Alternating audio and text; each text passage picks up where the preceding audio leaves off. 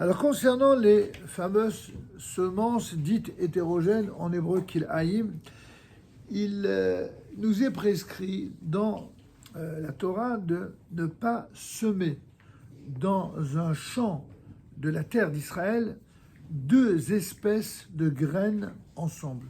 Là aussi, toujours le même principe, l'interdiction de mélanger les espèces. Chaque espèce doit être semée séparément, comme il est dit. Vous garderez mes lois, et juste après, tu n'ensemenceras pas ton champ de graines hétérogènes. Le mot kil'aïm, en vérité, signifie mélange.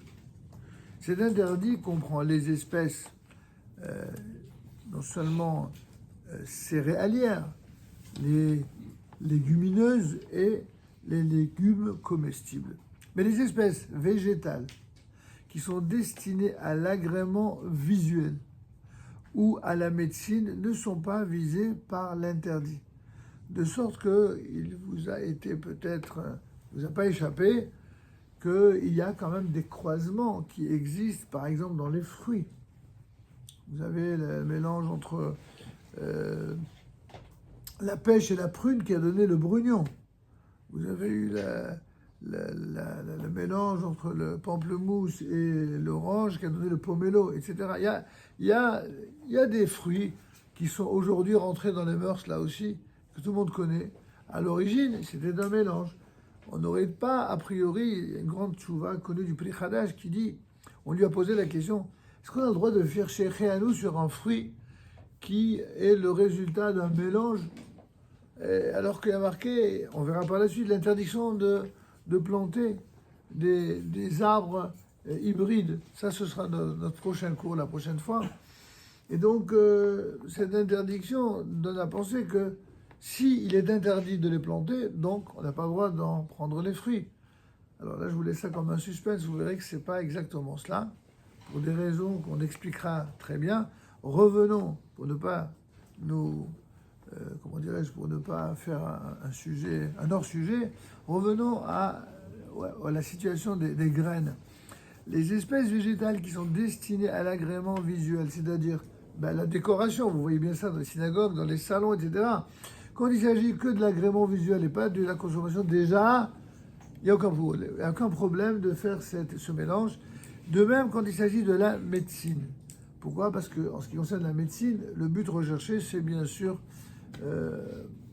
sauver la vie de gens ou d'établir de nouvelles médications dont on a, par la recherche, prouvé qu'elles avaient un effet positif ou curatif.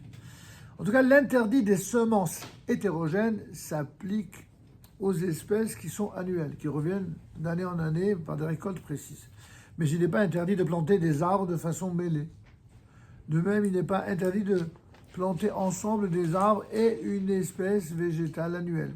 Parce que l'arbre est grand par nature, il n'est pas considéré comme mêlé aux végétaux avoisinants. Donc vous voyez que c'est un peu subtil la différence, mais bon, vous n'allez ne pas endormir de la nuit. L'idée, c'est qu'il y a une mitzvah qu'il faut respecter, surtout quand on est agriculteur, quand on est consommateur. En général, on n'a même pas besoin de questions à se poser, puisque tout ce que vous consommez, c'est toujours avec le Hercher, donc vous ne risquez pas de tomber là-dedans.